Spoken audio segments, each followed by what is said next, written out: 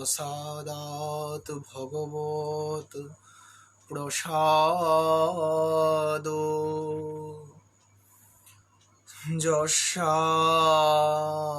प्रसादान्नगति कुतोऽपि ध्येयं स्तवंस्तस्य यशस्त्रिसन्धं वन्दे गुरुश्रीचरणारविन्दम्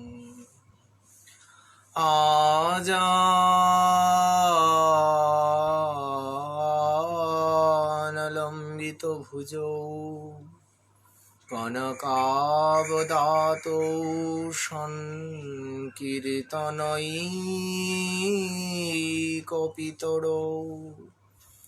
कमलायताक्षौ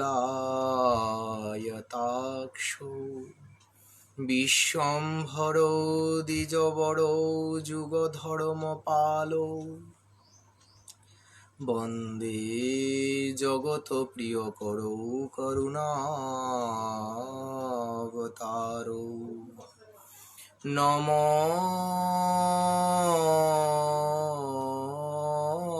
नमस्ते त्रिकालसत्ताय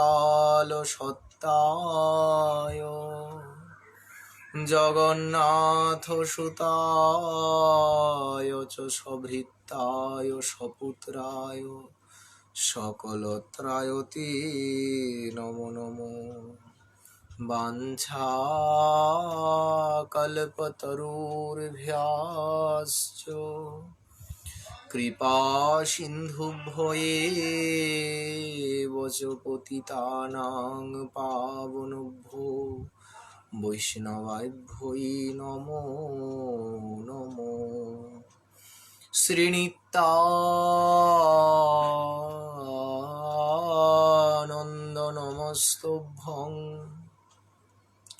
प्रेमानन्दप्रदायिनि कलिकल्मषनाशाय जाह्नवीपतये नमो नमो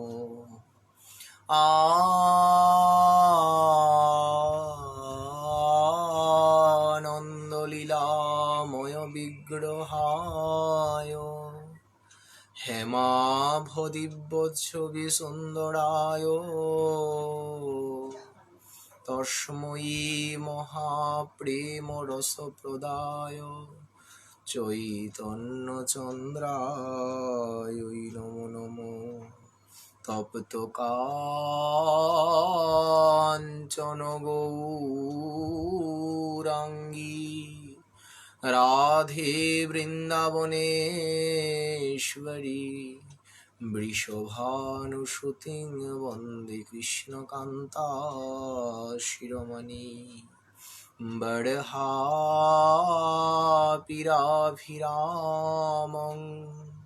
मृगोमदतिलकं कुण्डलाक्रान्तगण्डम् कञ्जाक्षं कम्बुकण्ठं स्मितसुभगमुखं स्वाधरे नस्तवेणुं श्यामं शान्तं त्रिभङ्गं रविकरवसनं भूषितं वैजयन्ता वन्दे वृन्दावनस्थं युवतिशतवृतं ब्रह्मगोपालवेषम् ईश्वरो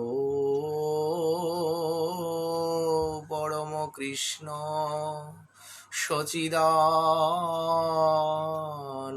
विग्रह नादिरादिगोविन्द सर्वकारणकारणम् श्रीरूप श्री सनातन भट्ट रघुनाथ श्रीजीव गोपाल भट्ट दास रघुनाथ এই ছয় গোসাইয়ের করি চরণ বন্দন যাহা হইতে বিঘ্ন নাশ অভীষ্ট পূরণ দুর্গমে পথিমেন্ধস্য স্খলতপাদগতির্মুহুঃকৃপাযোষ্ঠিদানেন সন্ত সন্তৌ ভবলং মনম হরে কৃষ্ণ কৃষ্ণ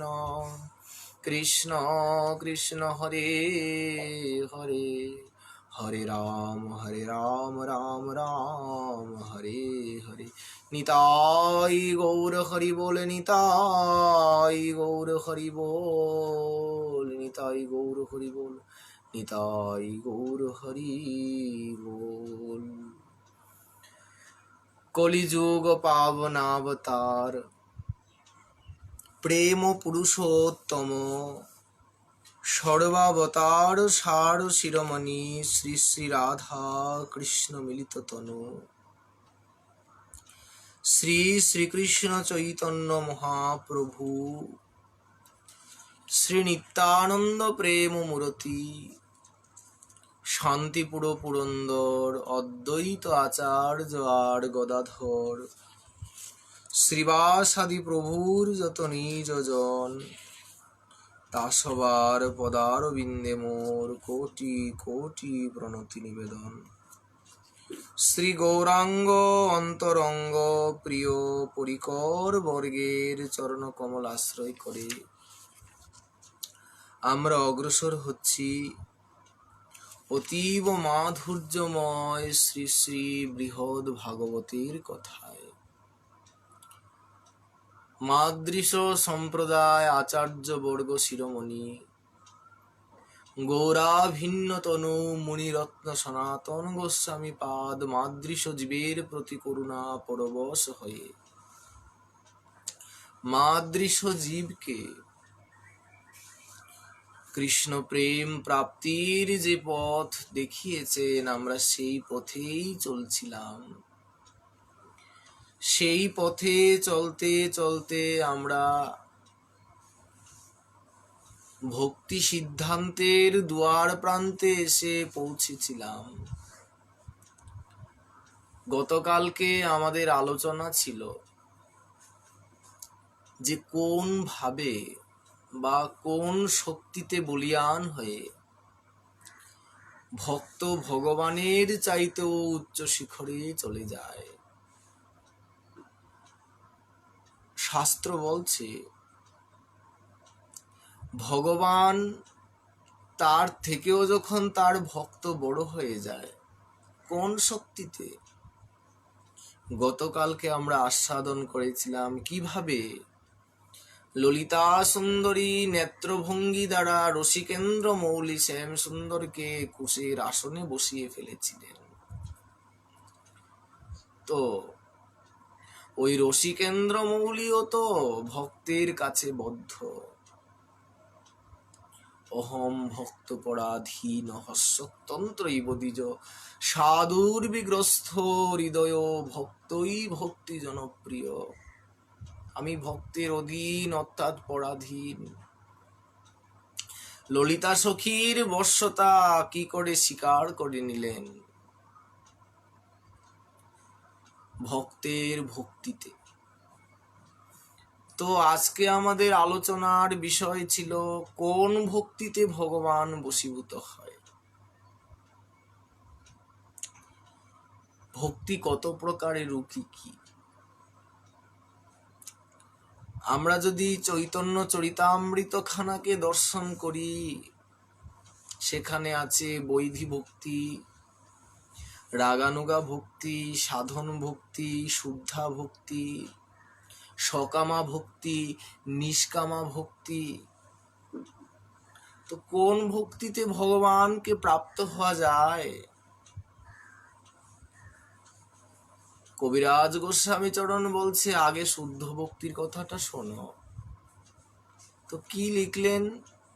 এতএব শুদ্ধ ভক্তির কহিয়ে লক্ষণ, যাহা হইতে মিলে কৃষ্ণ কৃষ্ণ প্রেম ধনম।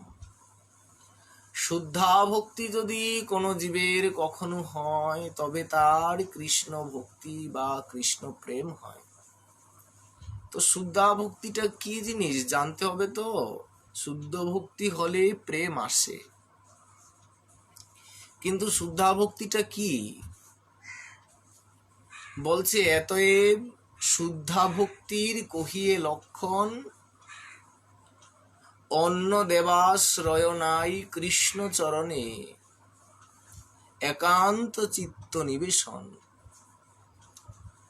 এখানে অন্য দেবী দেবতার আশ্রয় থেকে দূরে থাকতে বলেছে। ওটা তো সাধনের অতি প্রাথমিক স্তরের কথা। কৃষ্ণকে যদি পেতে হয় বা কৃষ্ণ ভজন করতে হয়, তাহলে আর জগতের সবকিছুকে একঠাই ছেড়ে দিয়ে কৃষ্ণ চরণেই চিত্তটাকে নিবিষ্ট করতে হবে। কিন্তু তার মধ্যেও কথা আছে। যেমন কেউ বরাহের ভজন করে, বামন ভগবানের ভজন করে, নৃসিংহের ভজন করেন, কেউ আবার চতুর্ভুজ ষড়শিজাসন মূরতি যে বৈকুণ্ঠ বিহারী নারায়ণ, ওনার ভজন করেন। কেউ ক্ষীরোদকসাই মহাবিষ্ণুর ভজন করেন, কেউ আবার কারণান্নবসাই শ্রীহরির ভজন করেন। কিন্তু শ্রেষ্ঠ কোনটা? ওই যে চৈতন্য চরিতামৃতে গোসাইপাদ লিখলেন, বেদ শাস্ত্র উপদেশে কৃষ্ণ এক সার। তুমি যতই 4 বেদ, 6 শাস্ত্র, 18 পুরাণ, আরো গ্রন্থাদিকে পর্যালোচনা করো না কেন, সর্বশেষে একটাই সিদ্ধান্ত হয়ে যাবে, বেদ শাস্ত্র উপদেশে কৃষ্ণ এক সার। কৃষ্ণ ছাড়া আর কিছুই নাই।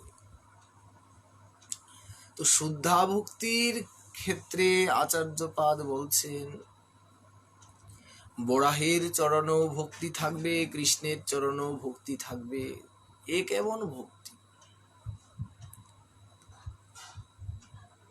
বৈষ্ণব জগতের মাধুকরী গ্রন্থে আচার্যপাদ একটা শ্লোক লিখছেন, সেখানে বলেছেন, কুলটারমণি চাষং ভক্তি এব বিনির্মুক্ত।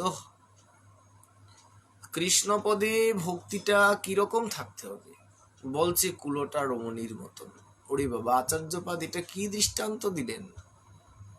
বলছে কোন রমণী যখন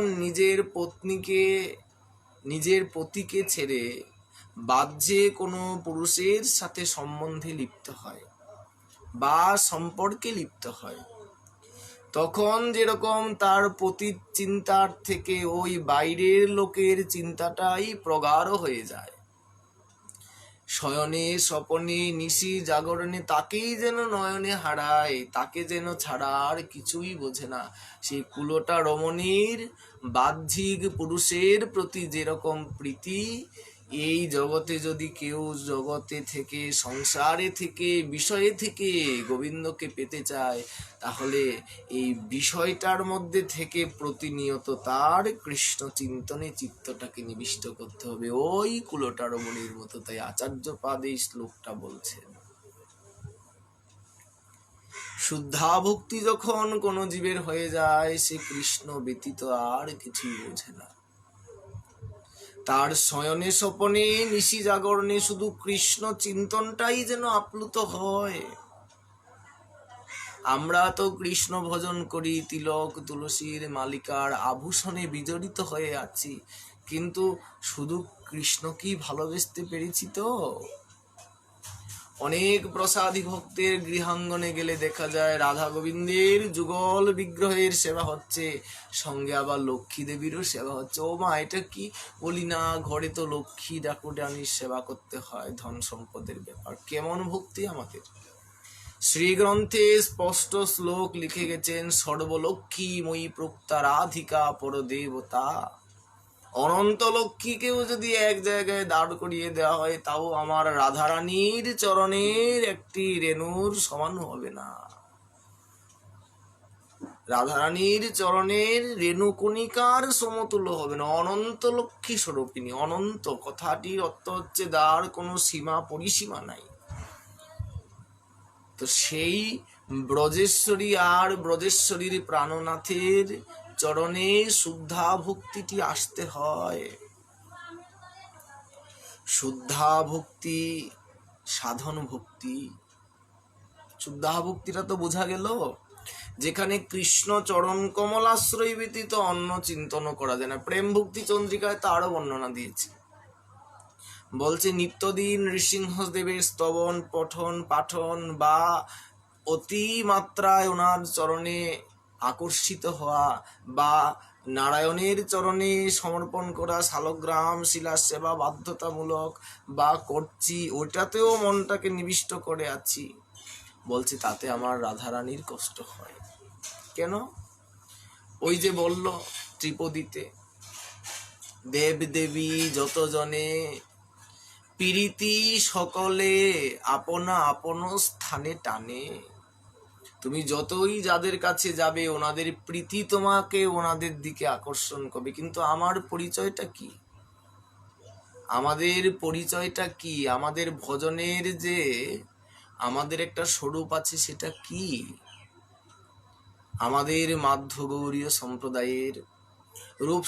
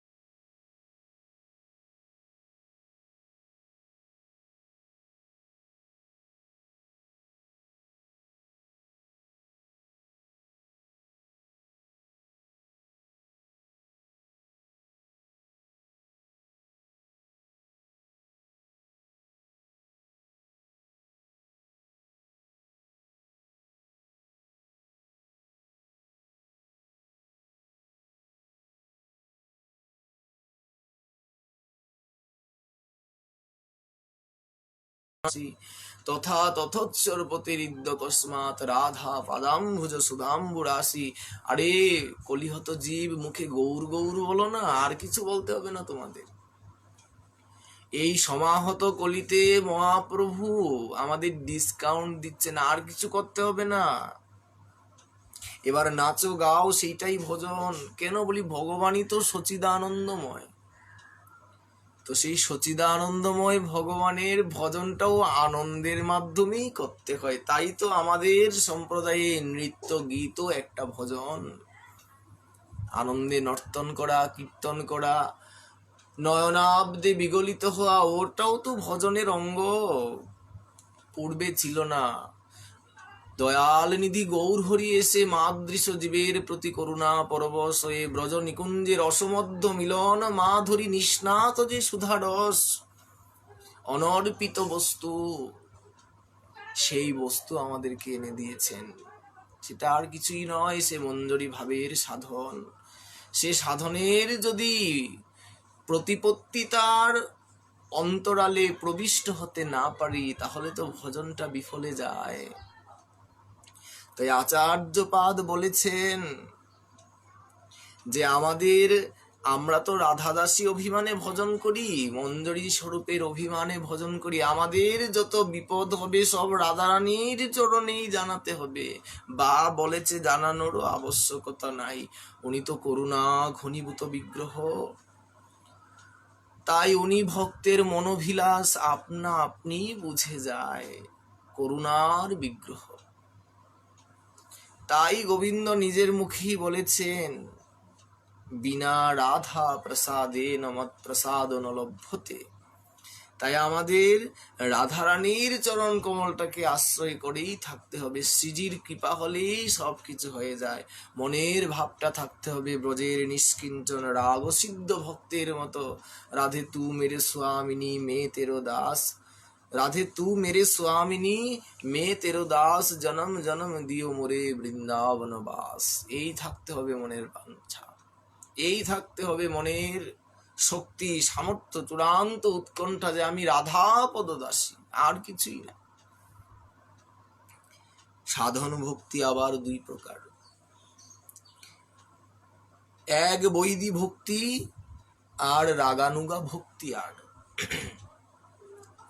রাগহীন জন ভজে শাস্ত্রের আজ্ঞায়, বৈদি ভক্তি বলি তারে সর্বশাস্ত্রে গায়। বৈদিক ভক্তিটা কোনটা? এই যে যাগ যজ্ঞ অধ্যয়ন অধ্যাপনা সমস্ত কার্যাদির মধ্যেই যেন ভগবানের ভজনটাই সুস্পষ্ট রূপে পরিগণিত আছে। কিন্তু সেই ভজনটা কিরকম থাকবে না, একটু যেন কোথাও ঐশ্বর্য স্পর্শ সংযুক্ত ভজন। ভগবান স্পষ্ট বলে দিয়েছেন, ঐশ্বর্য জ্ঞানেতে সব জগত মিশ্রিত, ঐশ্বর্য শিথিল প্রেম নহে মোর প্রীত। কুন্তী দেবী গিয়ে ভগবানের দুয়ার প্রান্তে দাঁড়িয়েছিলেন। যখন যুদ্ধ বিগ্রহ বিশ্রাম হয়ে যায়, ভগবান দ্বারিকায় চলে যাচ্ছেন। কুন্তী দেবী গিয়ে ছল ছল নয়নে গদগদ বচনে দাঁড়িয়েছিলেন গোবিন্দের কাছে। কুন্তী দেবীকে দেখে ভগবান বলছে, বুয়া, পিসিমা, কিছু বলবে? কিছু বলার ছিল? কিছু চাইছো আমার কাছ থেকে পিসিমা? কুন্তী দেবী বলেছিলেন, হে মাধব, এই জগতের সকলের উপর তোমার করুণা তুমি বর্ষণ করো, আর আমার উপর তোমার এই জগতের মায়ার প্রাপঞ্চিকতার ডাক পিসিমা। এই জগতের তো আমাদের যতগুলা সম্বন্ধ বা সম্পর্ক আছে সবই তো নশ্বর, ক্ষণভঙ্গুর। বায়ু প্রবাহে যেমন বৃক্ষের অগ্রকলিকাটা ভগ্ন হয়ে মৃত্তিকায় নিপতিত হয়, তদ্রূপ ভাবে এই মায়াময় সংসারে কালের বিবর্তনে সমস্ত সম্পর্কাদি নিশ্চিহ্ন হয়ে যায়। তো তুমি আমাকে পিসিমা বলে কেন প্রাপঞ্চিকতার মোহে বিজড়িত করছো গোবিন্দ মাধব? তো কি বলবো তোমাকে? না কেশব, তুমি যা দেওয়ার জন্য এসেছো সেই বস্তুর কিয়দাংশ স্পর্শ আমি পেতে চাই। কি বুয়া, তুমি আবার কি বুঝতে পারলে আমি কি নেওয়ার জন্য বা কি দেওয়ার জন্য এসেছি? বলছে, কেন প্রভু, তুমি বুঝি দেওয়ার জন্য আসো নাই? দিয়েছে তো। পরমহংসানাং মুনিনাং প্রয়োর বিধয়া, দিয়েছ তো তুমি, পরমহংসদের দিয়েছ, মুনিদের দিয়েছ, ঋষিদের দিয়েছ, কিন্তু সকলকে তো তুমি এবার সেই বস্তু দিচ্ছ না। তুমি যেই সম্পত্তি নিয়ে এসেছো সেই সম্পত্তি তো সকলকে দিচ্ছ না। কেন পিসি, তুমি কি করে জানলে? দেখো না, আমি তোমার মনের মতো নই বলে বারংবার আমাকে পিসি বলে মায়ামোহে জর্জরিত করে আমাকে দূরে সরিয়ে দিতে চাইছ। কিন্তু দিয়েছো তুমি পরমহংসদের, দিয়েছো ঋষি মুনিদের। শুধু তাই নয়, তুমি তৃণলতা গুল্মাদি সকলকেই দিয়েছ। ওই যে বলছেন বৃহৎ ভাগবতের প্রথম শ্লোকে, জয়তি নিজ পদাব্জ প্রেম দানাবতীর্ণই, প্রেম দানাবতীর্ণই। তুমি তো প্রেম দানের জন্য এসেছো। তো কোথায় উনি প্রেম দান করলেন? আমরা তো জানি গৌর অবতারে বহি প্রেমামৃত বন্যা, যে জন প্রেম পায় সে হইল ধন্যা, সমগ্র বিশ্ব প্রেমে ভাসে পৃথিবী হইল ধন্যা। তো গৌর অবতারে প্রেম দিতে এসেছেন, কৃষ্ণ অবতারেও কি প্রেম দিয়েছেন? যদি না দিত আচার্যপাদ কেন লিখলো প্রেম দানাবতীর্ণই? তখনও দিয়েছিল যোগ্যতা বিচার করে, ঋষিদের, মুনিদের, সন্তদের, পরমহংসদের দিয়েছিল। তখন মাদৃশ জীবের প্রতি করুণা পরবশ তিনি হন নাই। বলি এখন তো শ্রীগ্রন্থে কবিরাজ গোসাইপাদ লিখেছে, স্থাবর জঙ্গম লইবে মোর নাম, পৃথিবীতে আছে যত নগরাদি গ্রাম, সর্বত্র প্রচার হইবে মোর এই হরি নাম। বলি তখনও কি দিয়েছিল? বলি তখনও দিয়েছিল। কিভাবে দিয়েছিল? বলছে, ব্রজ বিপিনে যখন আমার প্রাণ গোবিন্দ বংশী নিনাদ করতেন, বৃক্ষগুলা তো আর চোখে দেখতে পারে না। মানব তো বিশ্বের উন্নত প্রজাতি, মানবী ভগবানের লীলার সংদর্শন পায় না, মানবেরই লীলার স্ফূর্তি হয় না। বলি বৃক্ষগুলা কিভাবে পেয়েছে তাহলে? বলি বৃক্ষগুলার নয়ন ছিল না, কিন্তু ওনাদের অনুভবের শক্তি ছিল। ব্রজ বিপিনে, ব্রজভূমিতে বাস করে ওনাদের সেই শক্তি লাভ হয়েছিল। আমরা তো কত বৈষ্ণবের সঙ্গ করি, গুরুদেবের সঙ্গ করি, গুরুদেবের সেবা করি, ধামের সেবা করি, শ্রী বিগ্রহের সেবা করি, নামের সেবা করি, তারপরও এই নয়ন উন্মিলিত হয় না। বৃক্ষের হয়েছে। বলি কি করেছিল বৃক্ষরাজি? বলেছে যখন অনাদিরাদি প্রাণ গোবিন্দ আমার মধুর সুরে বংশী নিনাদ করতেন, সেই বংশী নিনাদ গুলা বৃক্ষের মধ্যে প্রতিধ্বনিত হতো, পর্বতের মধ্যে প্রতিধ্বনিত হতো। শব্দ প্রতিধ্বনিত হয় না? আলোক রশ্মি যখন মূলাধার থেকে দ্বিতীয় আধানে এসে পড়লে প্রতিফলিত হয়ে যায়, তদ্রূপ ভাবে শব্দও প্রতিধ্বনিত হয়। তো সেই প্রতিধ্বনিত হতো বংশী নিনাদ গুলা বৃক্ষের মধ্যে। সেই শব্দগুলাকে, বৃক্ষের তো কানও নাই, দেখেছেন কেউ বৃক্ষের কান আছে? কান নেই, চোখ নেই, তাও দেখেন তাদের কৃষ্ণচরণে কতটা প্রীতি। বংশী নিনাদ গুলা যখন বৃক্ষের সঙ্গে প্রতিধ্বনিত হতো, বলছে বৃক্ষগুলার অঙ্গ থেকে রস নির্ঝরিত হতো।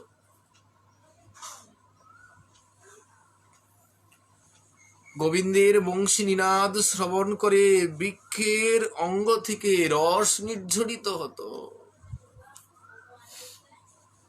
আর বৃক্ষগুলা সেই বংশী স্নাতধ্বনি শ্রবণ করে নিজের অঙ্গ থেকে কুড়ি সৃজন করে, কুড়ি বের করে দিত গাছ থেকে। আর কি করত? গোস্বামীপাদ বলছেন যে বৃক্ষগুলা, বৃক্ষের শাখা প্রশাখা তো দাঁড়িয়ে থাকে, বায়ু প্রবাহে আসলে তো ওগুলা দুলতে থাকে, তাই না? কিন্তু বলছে বৃক্ষগুলার যখন কৃষ্ণানুভূতি হতো, অনুভব করতে পারত ওরা যে গোবিন্দ হয়তো আমার আশেপাশেই আছে। কোন কোন বৃক্ষ ওনাদের শাখা প্রশাখা গুলাকে ঊর্ধ্বমুখী থেকে নিম্নমুখী করে ব্রজের মাটিতে শুইয়ে রাখতেন। লিখেছেন নরোত্তম দাস ঠাকুর মহাশয়, কদম্ব তরুর ডাল ভূমে নামিয়াছে ভাল, ফুল ফুটিয়াছে সারি সারি। কদম্ব তরুর ডাল ভূমে নামিয়াছে ভাল, ফুল ফুটিয়াছে সারি সারি। পরিমলে ভরল সকল বৃন্দাবন, কেলি করে ভ্রমরা ভ্রমরি। যখন ওনারা অনুভব করতে পারত যে না, আমার রসিকেন্দ্র মৌলি বোধ হয়, আমার রাধা রমন বোধ হয়, রাধিকার প্রাণপতি বোধ হয় আমার আশেপাশেই আছে, আমি কি সেবা করি ওনার। বৃক্ষগুলা ওনাদের শাখা গুলাকে মৃত্তিকায় শায়িত করে রাখে। কেন? যদি গোবিন্দ চরণ কমলের স্পর্শ একবার প্রায়, আমার তো বৃক্ষ জন্মটা সার্থক হয়ে যাবে। আবার কোন কোন বৃক্ষরাজি কি করত? বৃক্ষের ধর্ম কি, শাখা প্রশাখা গুলা তো দাঁড়িয়ে থাকে, বায়ু প্রবাহে শাখা প্রশাখা গুলা দুলতে থাকে, কিন্তু সেই বৃক্ষগুলার যখন অনুভূতি হতো যে আমার গোবিন্দ বোধহয় আমার আশেপাশে আছে, বিনা বায়ু প্রবাহে ওদের শাখা প্রশাখা গুলা আনন্দে বিহার করতেন, বিহার করছে, দুলছে, শাখাগুলা দুলছে, পত্রগুলা দুলছে, পুষ্পগুলা দুলছে, আর দোদল্যমান পুষ্পের সৌরভে চতুর্পাশ আমোদিত হয়ে গোবিন্দ যদি এ পথে নাও আসে, বৃক্ষরাজির পুষ্প আর মুকুলের সৌগন্ধ গোবিন্দকে সেই পথে আকর্ষিত করে।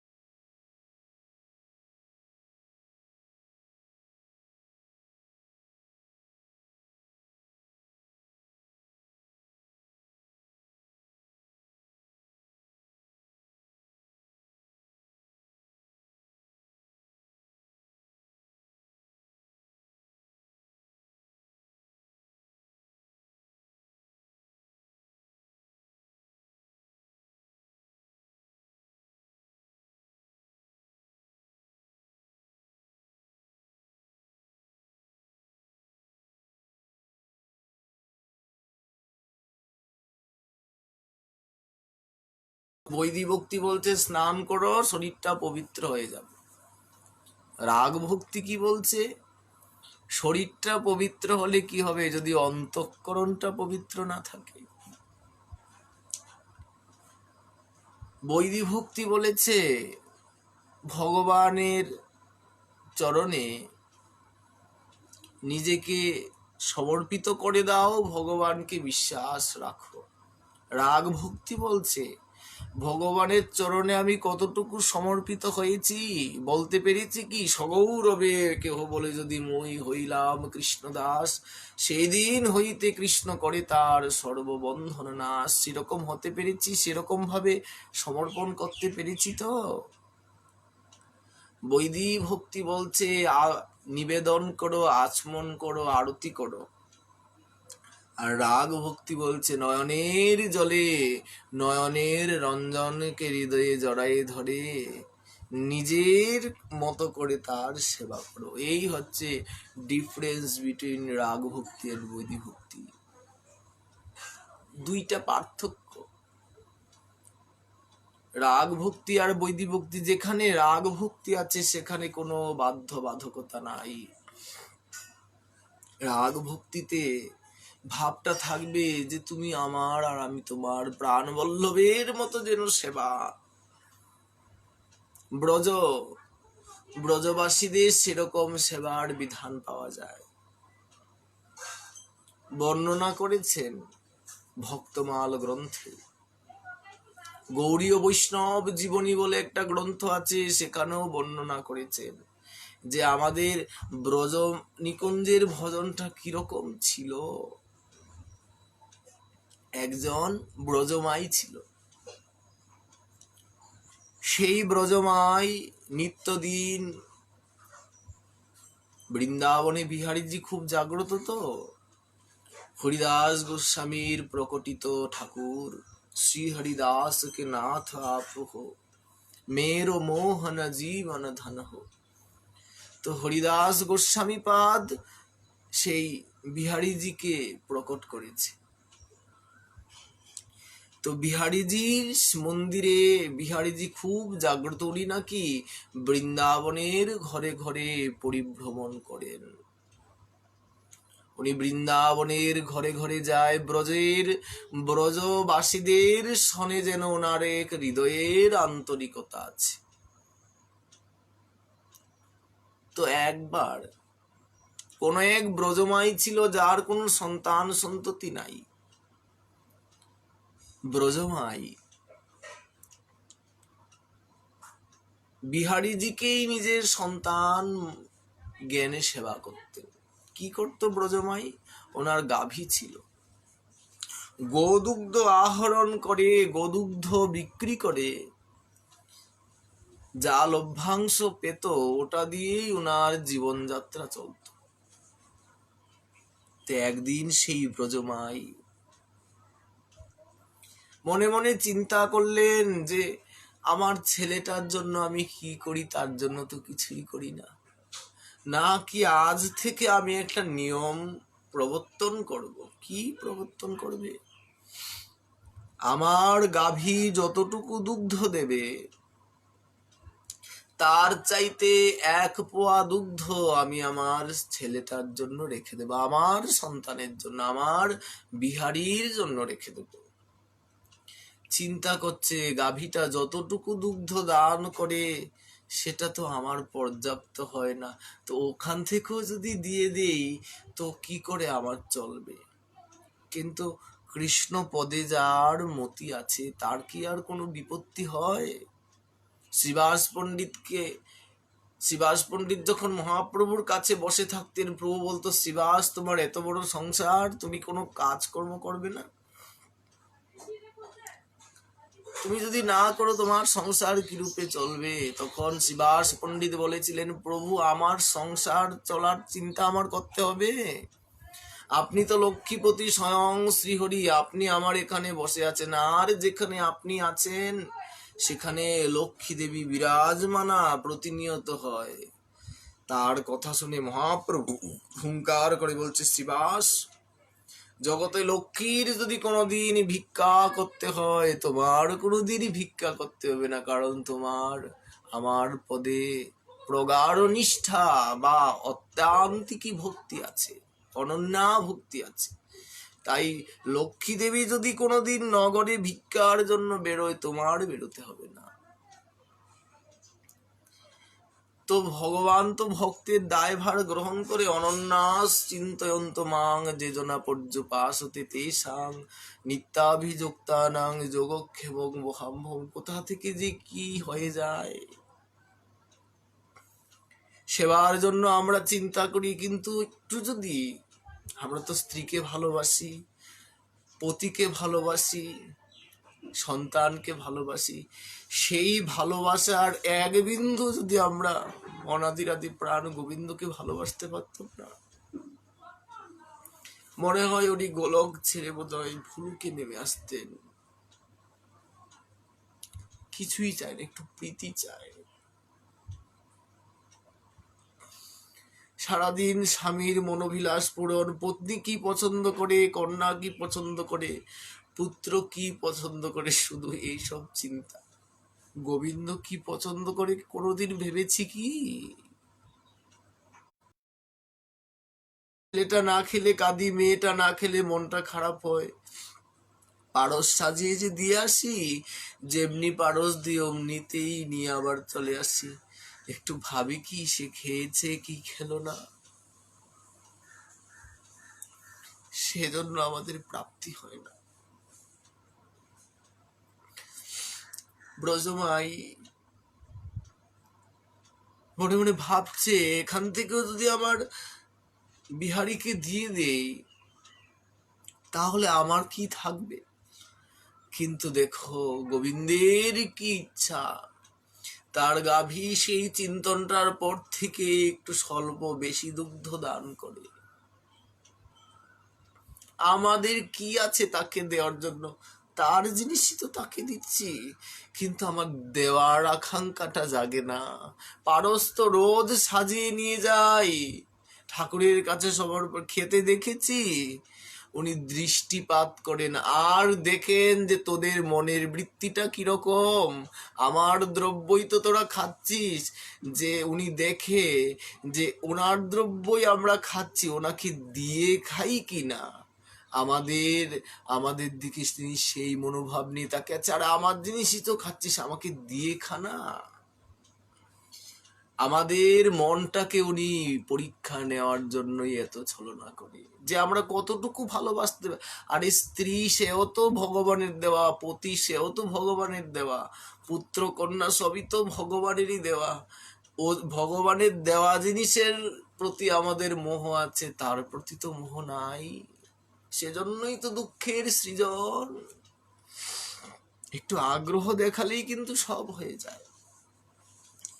তাই ওই ব্রজমাই যখন চিন্তা করলো যে না কিছু একটু তো দিতে হবে, সঙ্গে সঙ্গে তার গাভীটার দুগ্ধ যেন একটু বেড়ে গেছে। তো ব্রজমাই কি করে জানো, খুব কাঙালিনী ছিলেন তো, ওই দুগ্ধটাকে সঞ্চয় করে রাখতেন, আর যা কিছু দুগ্ধ বিক্রি করতেন নিজের সামগ্রীর সাথে কিছু শর্করা বা চিনি নিয়ে আসতেন। ওই দুধের সাথে চিনির মিশ্রণ করে উষ্ণায়ন করে দুইটা সন্দেশ তৈরি করত। আর রোজ দিনকার নিয়ম ছিল বিকেল বেলায় যখন ঠাকুর ঘুম থেকে উঠে শীতলী ভোগ হয়, শীতল ভোগের সময় ওই দুইটা সন্দেশ কোনো প্রকারেও মন্দিরে পৌঁছাতে হবে। ওর চিন্তা যে আমার ছেলেটা ঘুম থেকে উঠবে তো আমার উঠে ওই দুইটা সন্দেশ খাবে। চলছে ওরকম ভাবে সেবা। আর আমার বিহারীজিরও বলিহারি যাই, কত ছানা মাখন নবনীত ভোগ লাগে বিহারীজির মন্দিরে, কিন্তু বিহারীজিও অপেক্ষা করে থাকে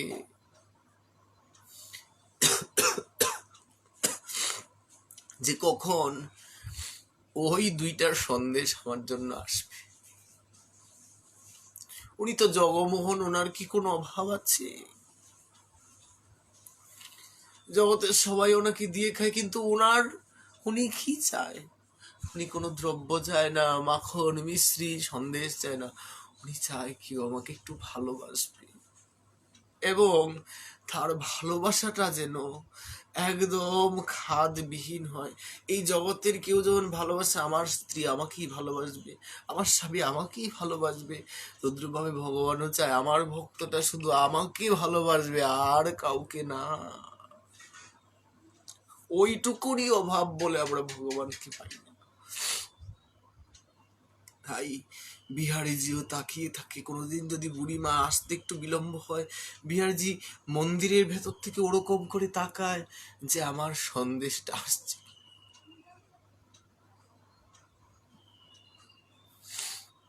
ওরকম করে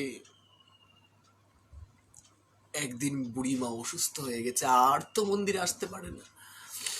2, 3, 4, 5, 6 দিন চলে গেছে, আর আসে না। বিহারীজি এত ছানা, এত নবনীত, এত ক্ষীর, এত রসলি গ্রহণ করে, কত কিছু খায়, তারপরও যেন তার পেট ভরে না। হৃদয়ে কোথাও যেন অতৃপ্ততা থেকে যায় যে আমি তো ওই দুইটা সন্দেশ পেলাম। 5-6 দিন যখন হয়ে গেল আর মন্দিরে থাকতে পারলেন না। সেই বুড়িমা কোথায় আছে? বুড়িমার গৃহের দিকে প্রস্থান করলেন, আর বড় আদর করে প্রেম ভরে ও বুড়িমা, ও বুড়িমা, বুড়িমা বলে ডাকছে। বুড়িমা নিঃসন্তান, কোনোদিন তাকে কেউ মা বলে ডাকেনি। ভক্তের মুখের ডাকি তো কত মাধুর্য মণ্ডিত হয়, সুধা মধুর ভাষিতা, যেমন সুধা মিশ্রিত ডাক। আর সেই ভক্তের ভগবান যদি ডাকে, একবার ভেবে দেখো তো সেই ডাক কতটা মাধুর্য।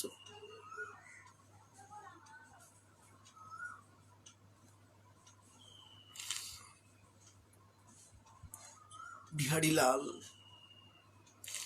বুড়িমার ঘরের দুয়ার প্রান্তে গিয়ে দাঁড়ায়, ও বুড়িমা, বুড়িমা, ও বুড়িমা বলে ডাকছে। বুড়িমা কোথায়? শায়িত আছে বিছানায়, অসুস্থ শরীর। বুড়িমা বলছে, কে বাবা, কাকে ডাকছো? মনে মনে ভাবে, না না, আমাকে না, আমাকে আর কে মা বলে ডাকবে, আমার তো কেউ নাই। বোধ হয় অন্য কারোর বাড়ির শিশু ভুল করে এসে গেছে, নয়তো অন্য কোনো শিশু তার মাকে ডাকছে, আমি না। কারণ সে তো জানে আমাকে মা বলে ডাকার মতো এই জগতে কেউ নাই। গোবিন্দ তো ভক্তের হৃদয় অভিলাষ জানে, তাই তার মনে সেই দুঃখটাও কেন রাখবে? তাই মা মা বলে সম্বোধন করতে করতে গিয়ে দাঁড়িয়েছে দুয়ার প্রান্তে। ও মা, বুড়িমা দরজাটা খুলো। বুড়িমা বলছে, আমি তো আসতে পারি না বাবা, আমি তো উঠতে পারছি না, তুমি আসো। দুয়ারটা খুলে এই ছোট শিশুটা গিয়ে দাঁড়িয়েছে বুড়িমার সন্নিধানে। অঙ্গ থেকে যেন অজস্র অজস্র অজস্র চন্দ্র কিরণ নিষ্ণাত সুধার মতো আভা নির্গত হচ্ছে। প্রত্যেকটা অঙ্গকান্তি যেন সমুজ্জ্বল স্বর্ণবর্ণ বিশিষ্ট হয়ে আছে। কালো বর্ণের শরীর থেকে এত আভা। বুড়িমা বলছে, বাছা তুমি কে? কেন এসেছো এখানে? বলছে, আমার সন্দেশ কই? আজকে 6 দিন হয়েছে, 6 দিনে আমার 12টা সন্দেশ কোথায়? ওই সন্দেশের জন্য এসেছি। বুড়িমা বলছে, কে তুমি? বলে, আমাকে এখনো চিনতে পারলে না?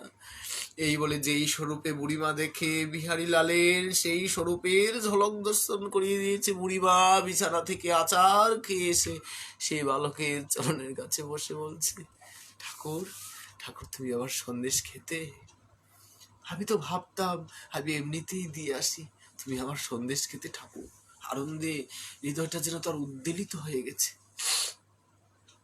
বিহারীজি বলছে, হে, আমার সন্দেশ দাও। বলে, আমি তো পারি না, আমার শরীরটা ভালো নয়, আমি তো গোধনও করতে পারি না। বিহারী, তুমি এসে গেছো, তুমি আমাকে মা বলে ডেকেছো। এ বলে বিহারী লালকে হৃদয়ে জড়াই ধরলেন। ভক্তের প্রেমাশ্রুতে বিহারী লালের নয়নেও অশ্রুধারা ঝরঝর করে পড়ছেন। বলছে, বা আমি আর করতে পারবো তোমার সেবা? আমি তো অসুস্থ হয়ে গেছি, শরীরটা বেধি মন্দির। কৃষ্ণদাস কবিরাজ গোসাইপাদ নিজেই বলেছেন, এই পঞ্চরোগে আমি জলি দিবানিশি, অবিদ্যা, অস্মিতা, রাগ, দেশ, অভিনিবেশ। বুড়িমাও বলছে, আমি তো অসুস্থ হয়ে গেছি, আমি কি পারবো তোমার সেবা করতে? বলে, বুড়িমা, কে বলেছে তুমি আমার সেবা করতে পারবে? শুধু শুধু এখন নয়, প্রতিনিয়ত তুমি আমার সেবা করবে, চলো আমার সাথে। এই বলে বুড়িমাকে হাতে ধরে এই ভৌম বৃন্দাবন থেকে গোলক বৃন্দাবনে নিয়ে চলে গেলে। দেখো ব্রজবাসীদের কি রকমের ভক্তি। কেবল যে রাগমার্গে ভজে কৃষ্ণ অনুরাগে, তারে কৃষ্ণ মাধুর্য সুলভ। ওই হচ্ছে ভক্তির প্রকরণ। আমরা সাধন ভক্তি নিয়ে আলোচনা করলাম, আরো যে ভক্তির প্রকরণ আছে সেগুলো আমরা আলোচনা করে পুনরায় আবার বৃহৎ ভাগবতে প্রবিষ্ট হব। আজকে সবাই অতিবাহিত হয়ে গেছে, আমাদের আলোচনা এখানেই বিশ্রাম রইল। রাধারানীর করুণা হলে কালকে আবার আস্বাদন হবে। নিতাই গৌর সীতানাথ প্রেমানন্দে হরি হরি বল বল।